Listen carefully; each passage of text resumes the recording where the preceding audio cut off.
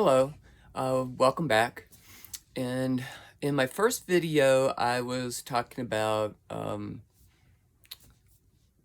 looking for the good life and watched a lot of videos on YouTube on organizing and decluttering and minimalism. And one of the things I realized is that a lot of the stuff I had been raised doing. Now, I grew up in the 60s and the 70s, and we had everything that we needed. But now that I'm looking back at it, I guess you would have called us minimalist, but most people back then were. There weren't as many items to buy as there are today. You didn't have a lot of the choices. It wasn't the thing to have a lot of stuff. People's incomes were lower, but the cost of living was a lot lower. And people just tended to buy what they needed and not have a lot of decorations and just frilly stuff. I just remember my parents having maybe one or two pictures in each room up on the wall. They did have other pictures and things that in books and things that we could look at. And like the living room would just be a couch, two chairs, maybe a coffee table, and that would be it. In the dining room, we had the table. I think it had 6 chairs, and that's all there was in the dining room. There wasn't really any decoration to speak of. I mean, like no fake plants. We didn't have real plants because you have to keep them alive. And we did have pets, but we typically only had one pet at a time. We didn't have, 5 dogs or anything. We mostly had dogs once I got bigger, but a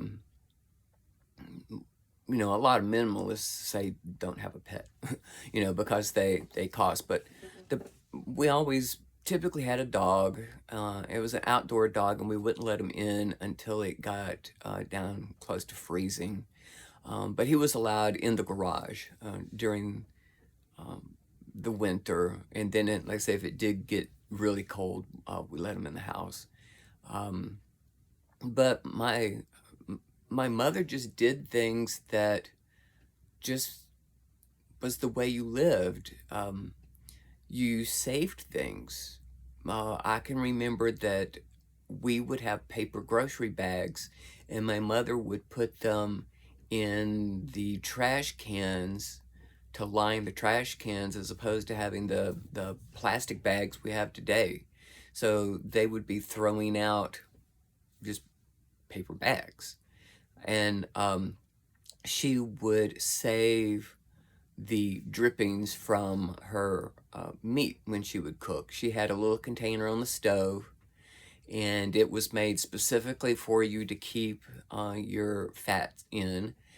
And she would put it in there, and then she would just dip from it as she cooked. And my mother was known to be a good cook. I assume she was, but we had a policy that if you put it on your plate, you had to eat it. Didn't matter how much you put or how little you put, you had to eat it all. And in elementary school, I can remember being in the 2nd grade, and that was their policy. Well, I have to go back a little bit. Our class was one of the last ones to go through. So at the end of their service, they would have food left over. So they told the kids that anybody that wanted more food could come back through the line, but only if they had eaten all of their food. So I would eat all of my food, and then I would eat all of the food that the people at my table didn't want to eat, and I think our tables would seat like 8 people.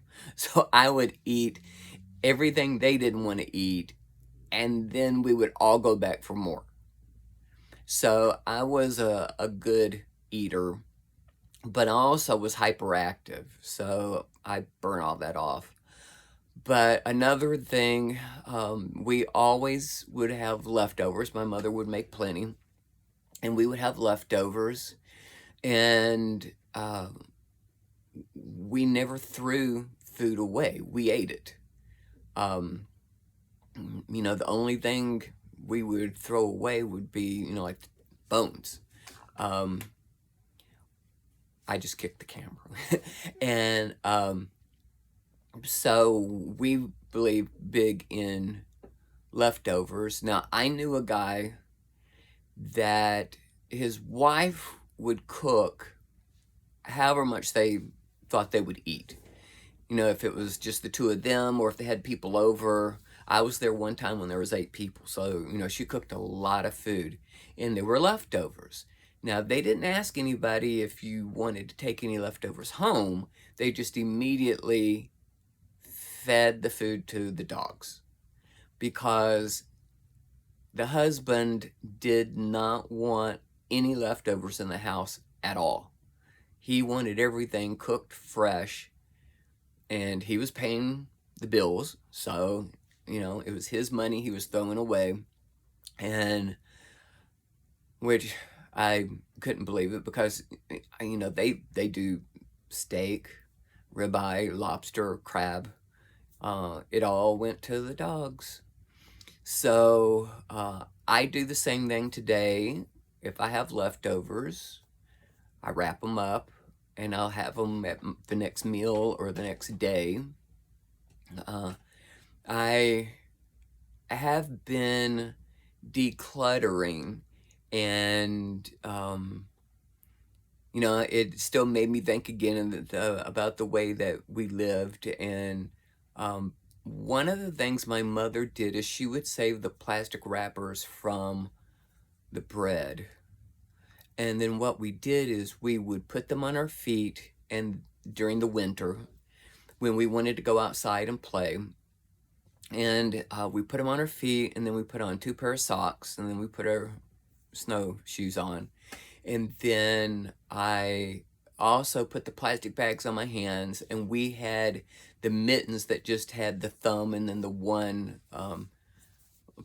part for all of the fingers to go in. And I put the plastic bag on my hands, and I have a twin brother, he'd do the same thing, and we could go outside and play for 6 or 7 hours, not even come in to eat, and we would be having so much fun, and we would never get cold. So, and I don't know that anybody does that today. They just buy really good gloves and really good socks, and you're not being frugal because you're using your summer socks during the winter. And so I remember doing that, and my parents would go, I can't remember if we went grocery shopping once every 2 weeks or once a month. But in the towns we lived in, they didn't have grocery stores that were just right next door. And it was also before all the big superstores came in. So what we would call a small grocery store today was considered a large grocery store. Now, I do not remember my mother clipping coupons. And when we were shopping, I mostly was just walking the store, looking around, and, just not buying. Because my parents would buy everything, and they would push the cart around. But I do remember that, now the carts are smaller back then than they are today, but they would pile that shopping cart all the way up till you thought stuff was just going to fall out on the floor. They would fill it up underneath.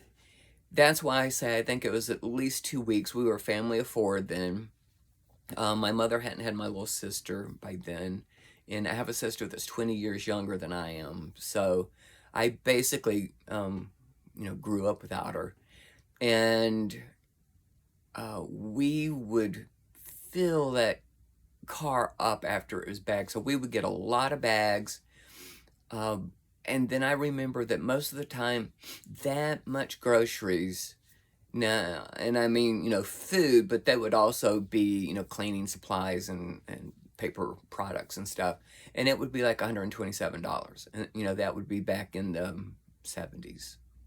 So I guess that was considered a lot of money back then, but, they only bought what we would eat. And my brother wasn't a big eater. He was picky on what he would eat, but I would eat anything. So, and I would eat a lot because I was hyperactive. And we went through a lot of food. So when we did have leftovers, they typically didn't last very long because I would eat them. Because I would eat between meals a lot. I guess you call it snacking, but um, so then things that on the videos, they're calling hacks, or things that I just grew up with, and people didn't call it a hack back then. It was just what you did. And then things that I had to do is I worked at Disney World in Orlando for 9 years, and I really loved it. I left the company just to start my own business. It had nothing to do with the company itself. I enjoyed working there to the last day. And but the first year, we didn't know it, but everybody that was hired in my hire group, we were making low enough that we could have received what was called food stamps back then. Today, food assistance, or in Washington, it's EBT. And no one ever told us to go and apply so that we could get food to survive on. So I don't remember what my roommates did to stretch the money, but I know that I bought the packs of macaroni and cheese. Back then, there were 4 or 5 packs for $1. I would buy the butter that you needed to make them and the milk you needed to make them, and that would be it. That was my total shopping. And I'd buy enough for the whole week. Now, when I was at work, I had $1.50 a day that I could buy, one meal. But what I did, sodas in the machine, and back then I was drinking sodas, were 50 cents. So on one of my breaks, I would spend 50 cents to have a soda because I couldn't afford the vending machines for, the snacks. So I would drink a soda. Then for lunch, they had a salad bar that was done by weight. So I got very good at figuring out how much I could put on there for the dollar. So I had $1, and then after it was weighed, now I did not put anything wet or heavy on it. It was all dry stuff. Then once I paid for it, I'd go to the condiments, and I would get mayonnaise, and I would get pickle relish, and anything else that I could use to make a dressing, and I would use that to make it wet and make a dressing out of it. And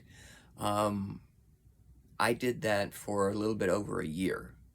Now, we eventually found out that we would have qualified for food stamps, but the problem was you got to raise it 3 months, you got to raise it 6 months, you got to raise at a year, and then we got a 65-cent union raise.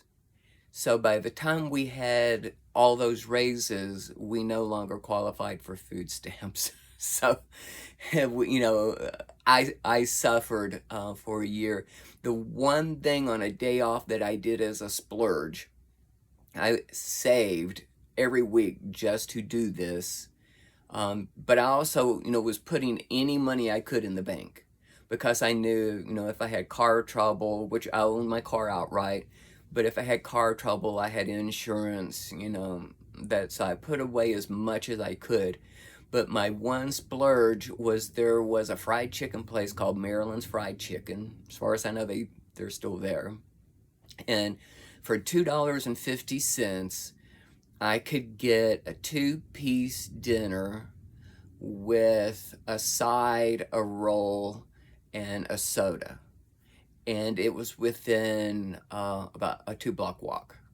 So I would do that every week and walk my 2 blocks.